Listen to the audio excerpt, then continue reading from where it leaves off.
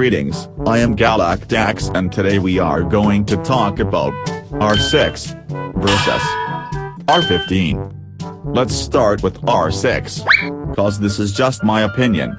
R6 is a 6-joint player. And the best part about it is you can get chased by enemies. That sounds fun.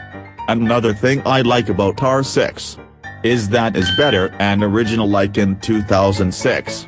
And you can also use gears for it too. I know some won't work like back then. But it is better than no gears at all. Now for R15. R15 is based on animation and stuff.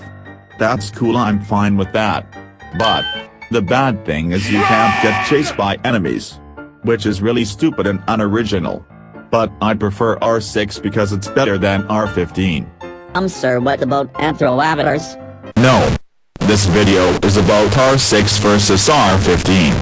Not the stupid ugly looking new avatars. Now get out of here Anthro. Well, Now where was I? Oh yes. R15 can do some animations for your games. And the good thing about it, it's very helpful too. That is all I have to say. Let me know in the comments below. Which is better? Goodbye everyone. See you soon.